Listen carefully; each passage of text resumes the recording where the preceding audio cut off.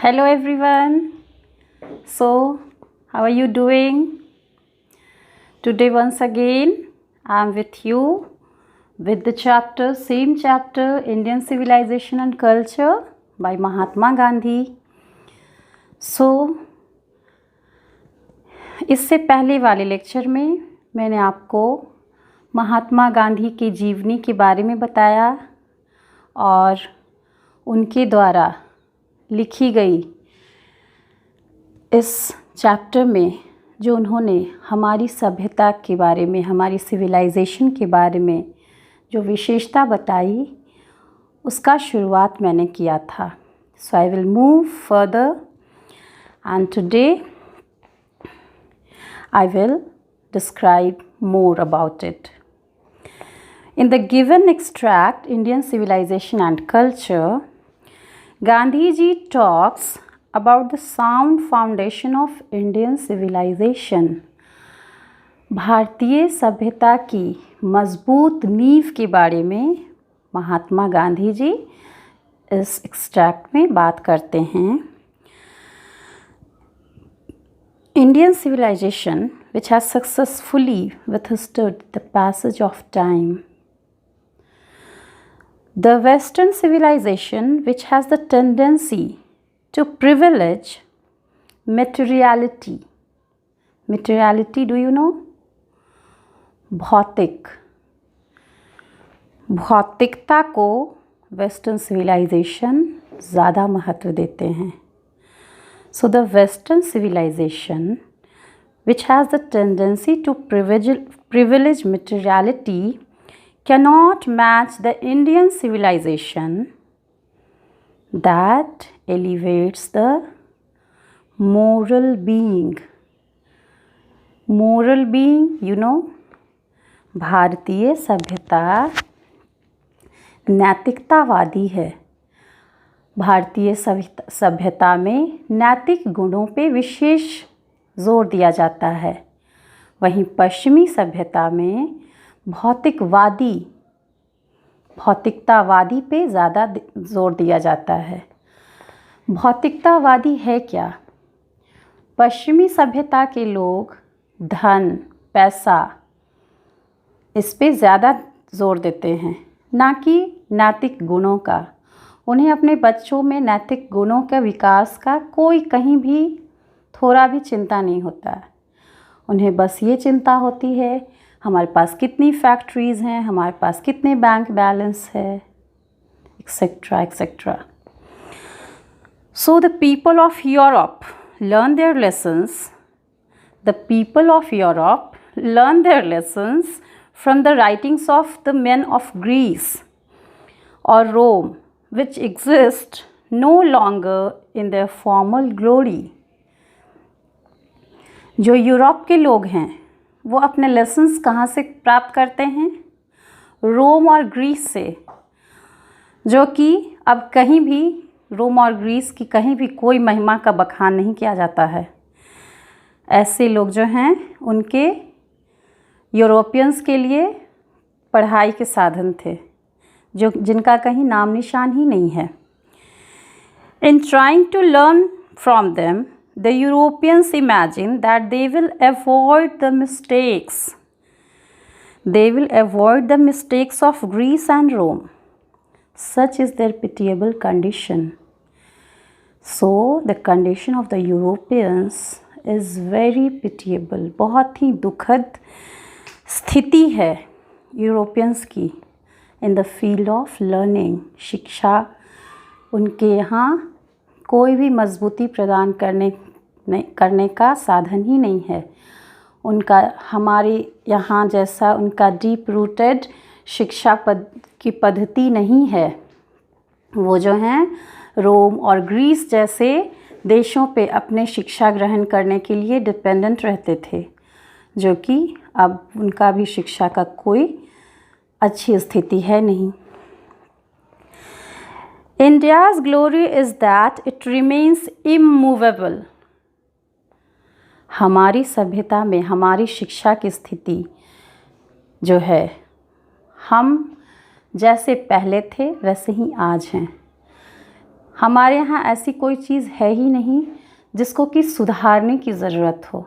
हमारी शिक्षा पद्धति बहुत ही अच्छी रही है और इसकी महिमा पूरे विश्व में लोग इसके लिए हमारी सराहना करते हैं। पूरी इसका महिमा पूरे विश्व में जो है गाया जाता है। So India's glory is immovable, can't be moved. It is a charge against India. ये जो है भारतीयों पे एक आरोप है, किसके द्वारा? पश्चिमी सभ्यता के द्वारा, पश्चिमी देशों के लोगों के द्वारा। It is a charge against India that her people are so uncivilized, ignorant and stolid that it is not possible to induce them to adopt any changes.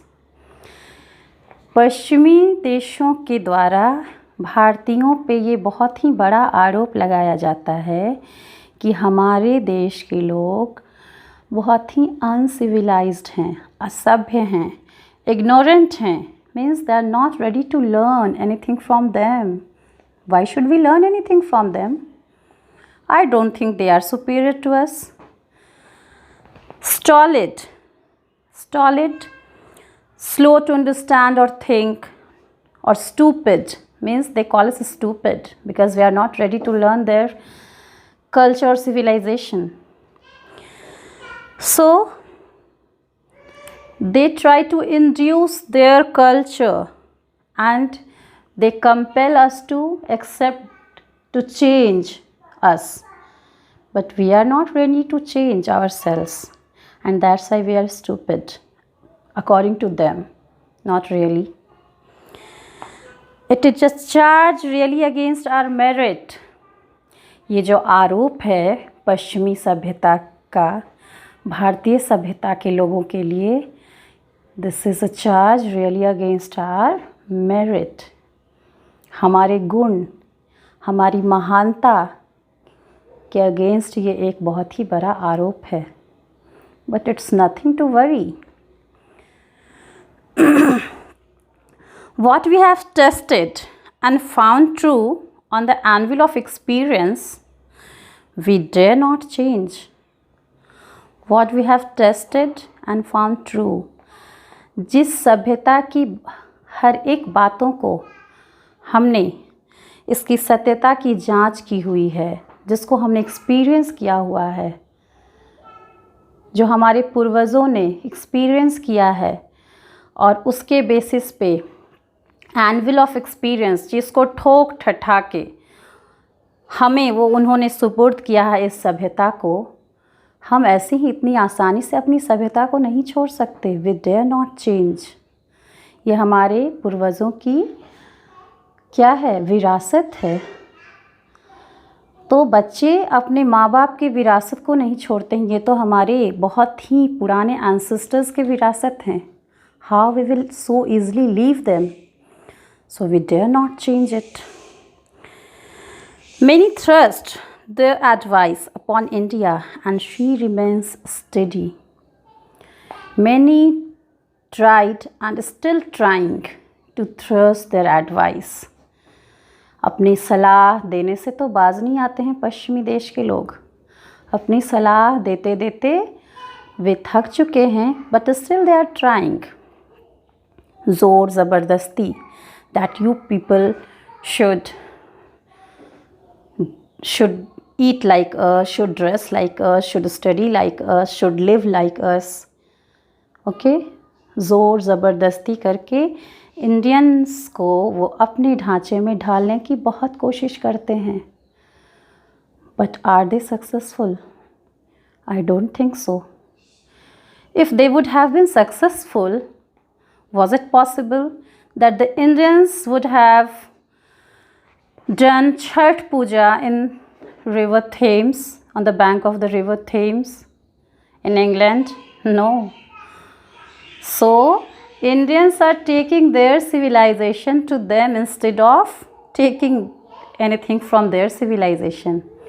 भारतीय सभ्यता के लोग अपनी सभ्यता की महानता, अपने पूर्वज के दिए हुए विरासत को अपने पर्व त्योहारों को, इनकी महानता को पश्चिमी देशों के लोग को बता रहे हैं और वे इन्फ्लुएंस भी हो रहे हैं, ना कि हम उनका विरासत को एक्सेप्ट कर रहे हैं।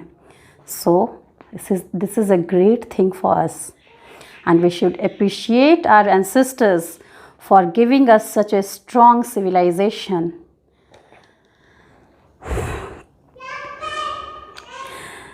This is her beauty. It is the sheet anchor of our hope. This is the beauty of our country and this is the sheet anchor of our hope. हमारे देश की यही खूबसूरती है और यही मुख्य आधार है जो हमें आशा प्रदान करती है जीवन में अच्छा करने का, जीवन में लोगों की सेवा करने का, ना कि एक बहुत बिज़नेस टाइकून बन जाने का। बिज़नेस टाइकून बन के मुझे नहीं लगता है कि हर खुशी लोगों को मिल जाती है जो कि सच्ची सेवा करने से मिलती है। Civilization is that mode of conduct which points out to man the path of duty. Civilization is that mode of conduct which points out to man the path of duty, performance of duty and observance of morality. Okay? Civilization क्या है, सभ्यता क्या है, culture क्या है? हमें कर्म पथ पर चलते रहने की क्या देता है? प्रेरणा देता है। सिविलाइजेशन कर्म पथ पे चलते रहने की प्रेरणा देता है और अपने कर्म को अच्छे से बेस्ट तरीके से निभाने की शिक्षा देता है और फिर बाद में क्या कुछ कमी रह गई, सही गलत का आकलन करने की भी हमें हमारी सभ्यता में सीख मिलती है। हमसे कोई त्रुटि तो नहीं रह गई, कोई कमी तो नहीं रह गई। To observe morality means to attain mastery over our mind and our passions. So to observe morality means to attain mastery over our mind and passions. हम लोग को अपने मन पे और अपने चाह पे कंट्रोल करना होगा। Mastery means we will have to control. जिस इंसान ने मन पे कंट्रोल कर लिया, अपने डिमांड्स पे कंट्रोल कर लिया, पैशंस पे, वांट्स पे कंट्रोल कर लिया, उसे दुनिया में कोई चीज़ नहीं हरा सकता है। सो रियल मोरालिटी मीन्स संतोष। Okay, by doing so we know ourselves. In Gujarati civilization means good conduct. Gujarati में सभ्यता का मतलब ही होता है good conduct. Good conduct means अच्छे व्यवहार, अच्छे विचार, अच्छे व्यवहार। Many writers have shown that India has nothing to learn from anybody else. Many writers have shown that India have nothing to learn from anybody else. Is it possible? I don't know, but the writers, if they have written, they might have observed, experienced several things, merits and demerits of both the civilization, and then only they might have written this. So just think about the rich civilization India is having. The rich ancient civilization India is having, that there is nothing to learn from anybody else. And this is as it should be. And Indian civilization is just like it should be.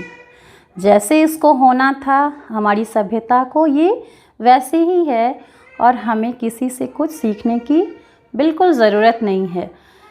We just have to continue and continue, and we have to teach our children.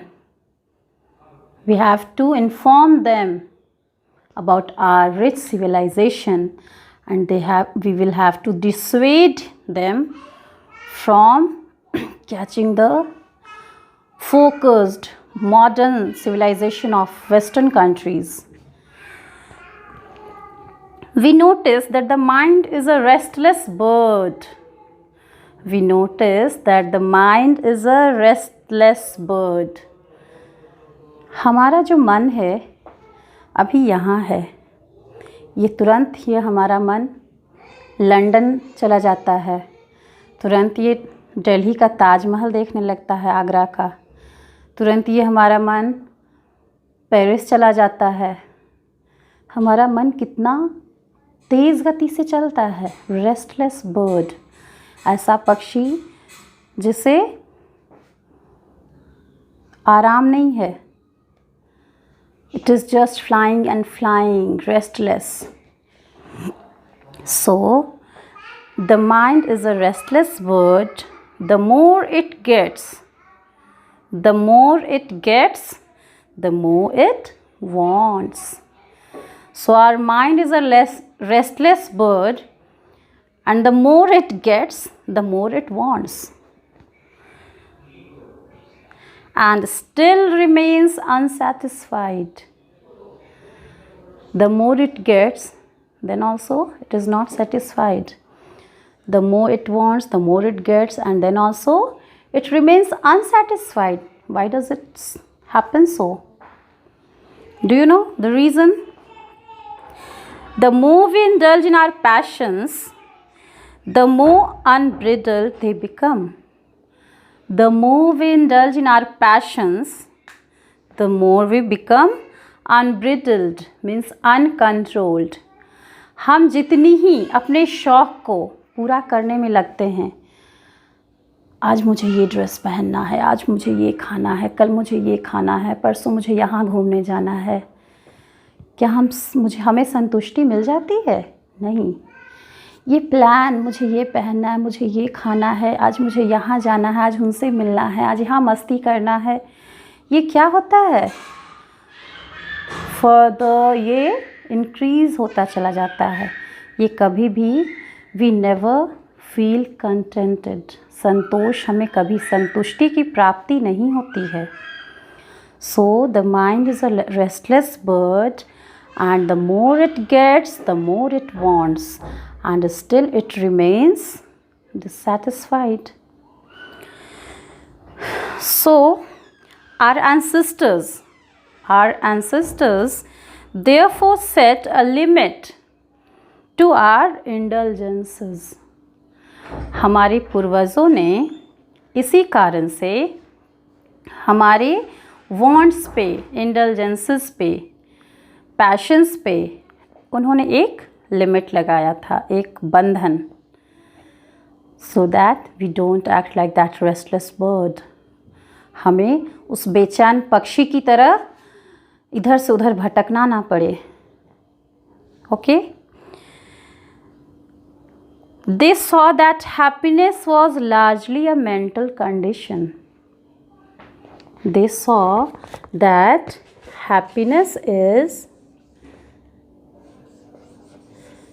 happiness is largely a mental condition.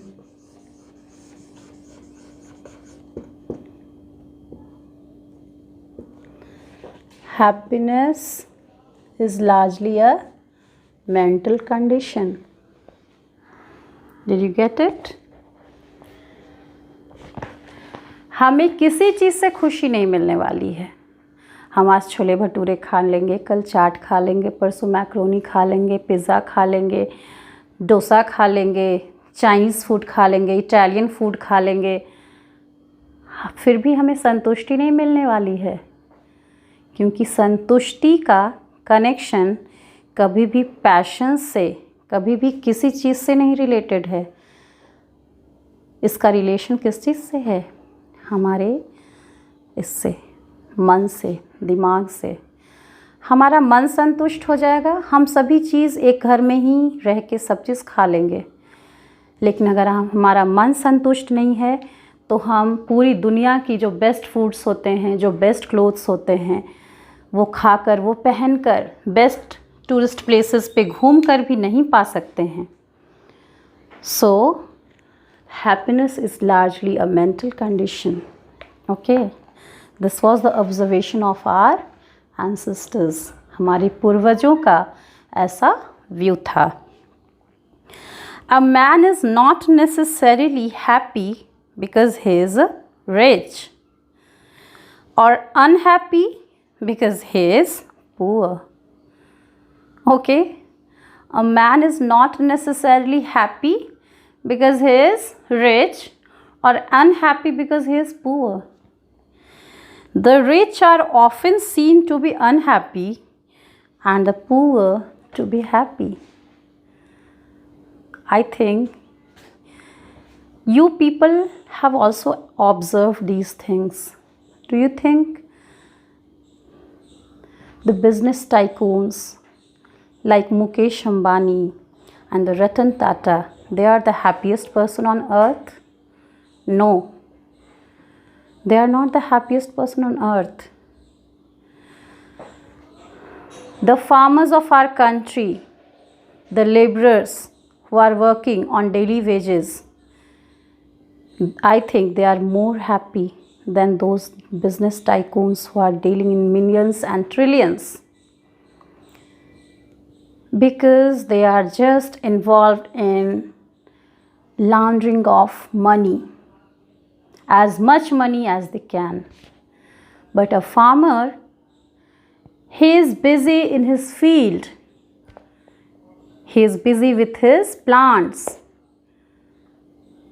he is busy in watering his fields, sowing the seeds, plowing it, cutting the grains. So their mental and physical condition is far better than the physical and mental condition of those business tycoons. And at night, when they sleep peacefully. उन farmers को, उन किसानों को, उन मज़दूरों को जितनी अच्छी नींद आती होगी, जितनी शांति की नींद आती होगी, शायद ही कभी रतन टाटा ने और मुकेश अंबानी और अनिल अंबानी को कभी आई होगी। उनके फैक्ट्री में, उनके इंडस्ट्री में एक छिपकली के सर जाने से भी सायरन बजने लगती है और अफरा तफरी मच जाती है। उन्हें तो नींद में भी बस चेक काटने का और बैंक अकाउंट में पैसे फिक्स करने के ही सपने आते हैं। So our ancestors can never be wrong. The rich are often seen to be happy and the poor to be, the rich are often seen to be unhappy, and the poor to be happy. Observing all this, our ancestors dissuaded us from luxuries and pleasures. इन सभी बातों को ध्यान में रखते हुए हमारे जो पूर्वज थे वो हमें पैसे के पीछे भागने से, मटेरियलिस्टिक दुनिया को अपनाने से हमें जो है वो खींचते रहे। No, money laundering is not everything. हम लोग को हमेशा से लग्जरी, प्लेजर, इन सब चीज़ों से वे डिसवेड करते रहे, उनसे अलग रहने को बताया। Because they were knowing they don't give mental peace. We have managed with the same kind of flaw as existed thousands of years ago. हम अभी भी, हमारे किसान अभी भी खेतों में वैसे ही हल से, वैसे ही मशीन से अपने काम कर रहे हैं जो हज़ारों वर्ष पहले भी करते थे। We have retained the same kind of cottages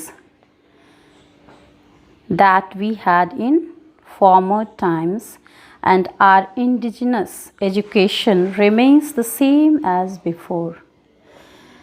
तो हमारे किसान भाई अपने पुराने पौराणिक तरीके से ही खेती करते आ रहे हैं।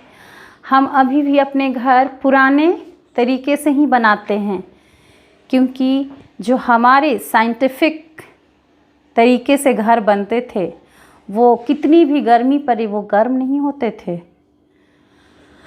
और हमारी जो पढ़ाई शिक्षा पद्धति है, जो हमारी घरेलू शिक्षा पद्धति है, नेटिव, इंडिजिनस मीन्स नेटिव, घरेलू जो शिक्षा पद्धति थी गुरुकुल का, वो अभी भी फेल नहीं हुई है।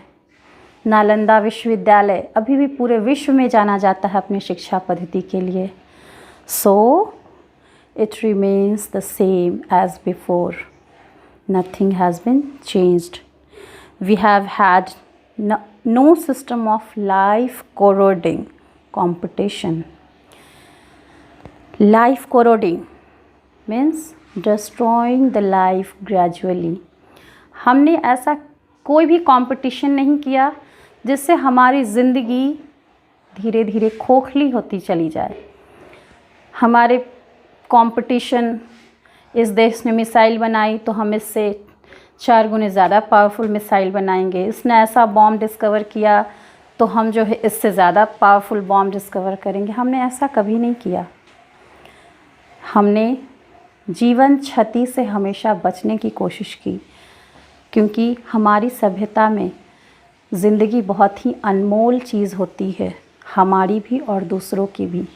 इसलिए हम ज़्यादा से ज़्यादा कोशिश करते हैं कि शांतिपूर्ण ढंग से, प्रेम से, जैसा कि गांधी जी ने अपनाया था, ट्रूथ एंड नॉन वायलेंस, सत्य और अहिंसा। सो हमारे जो पूर्वज कह गए और जो उन्होंने एक्सपीरियंस किया, हम आज भी उन्हीं के द्वारा कहे गए बातों को ध्यान में रखते हैं। English followed his own occupation और trade and charged a regular wage. Each followed his own occupation or trade and charged a regular wage. हमारे यहाँ शुरू से देखा जाता है that a goldsmith or a blacksmith or a greengrocer or a carpenter, they continue their trade and they charge for their whatever they do, they charge from us for that only, and they continue their ancestral business. It was not that we did not know how to invent machinery. ऐसा नहीं था कि हमारे जो है scientific inventions की capable हम लोग नहीं थे, हम लोग मशीनरी इन्वेंट नहीं कर सकते थे। It was not like that. But our forefathers knew that if we set our hearts after such things, we would become slaves and lose our moral fiber. हम लोग मशीनरी बेशक इन्वेंट कर सकते थे, हम लोग एक बहुत ही बड़े पावर बन सकते थे, लेकिन हमारे पूर्वज ये बात जानते थे कि टेक्नोलॉजी, जैसे ही टेक्नोलॉजी का विकास होगा, टेक्नोलॉजी जो है हमारे मास्टर्स बनकर बैठ जाएंगे और हम लोग एक फॉलोअर की तरह उसके अनुसार चलना शुरू कर देंगे। We will no more become the master, they will be the master. So वे नहीं, हमारे फोरफादर्स नहीं चाहते थे कि टेक्नोलॉजी डेवलप करके हम उनके स्लेव बन जाएं and lose our moral fibre, और हम अपने गुणात्मक नैतिक गुणों को भूल जाएं। They therefore, after due deliberation, decided that we should only do what we could with our hands and feet.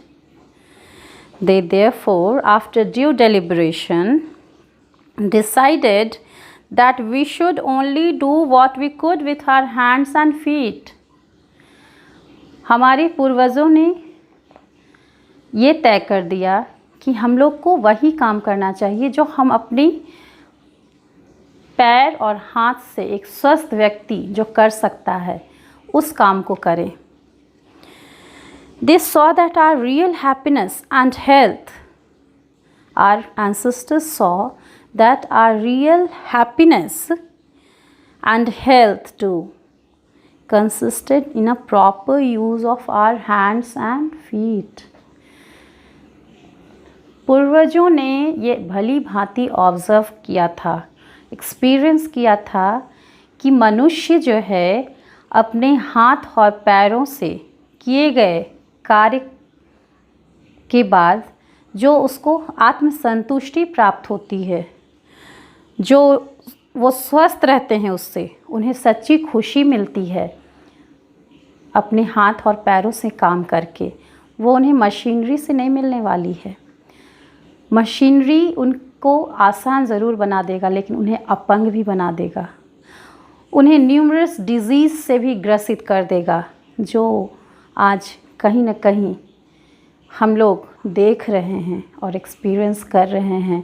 हमारे पूर्वजों को बात को टालने से, अनदेखा करने से आज हम कहीं न कहीं इस बात को समझ रहे हैं। Our forefathers further reasoned that large cities were a snare and a useless encumbrance, and that people would not be happy in them. हमारे पूर्वजों ने जो जो भविष्यवाणियाँ की, एक भी गलत नहीं थी। वे हमें बड़े बड़े शहरों से हमेशा दूर रहने के लिए कहते थे। बड़े शहर उनके अनुसार एक बहुत बड़ा मोह माया था, माया नगरी था, मोह माया का जाल था, जहाँ हम अगर फंस गए तो हमारी खुशी, हमारी शांति, सारी चीज़ बिक जाएगी और हम एक छटपटाते हुए वही रेस्टलेस बर्ड की तरह रह जाएंगे। There would be gangs of thieves and robbers, prostitutions and vice flourishing in them, and that poor men would be robbed by rich men. They were therefore satisfied with small villages. उनका कहना था इन बड़े शहरों में हम जो है चोर चक्के, गुंडे मवाली, वैश्यावृत्ति, इन सब चीज़ों का बढ़ावा होता है और हम वहाँ जो है रिच पर्सन्स जो है पुअर पर्सन्स को बुरी तरीके से खोखला कर देते हैं। और ये जो सिस्टम है बड़े शहरों का, वो हमेशा से हमारे फोरफादर्स हमें इससे दूर खींचते थे और वे कहते थे कि छोटे से गांव से ही हमें संतुष्ट रहना चाहिए। हम अपने छोटे से गांव में जितनी हंसी खुशी से पेड़ पौधों के बीच, खेतों के बीच, लहलहाते फसलों के बीच जो खुशी, जो स्वास्थ्य हम प्राप्त कर सकते हैं, वो दुनिया के किसी भी डेवलप्ड विकसित शहर से हमें नहीं मिल सकती।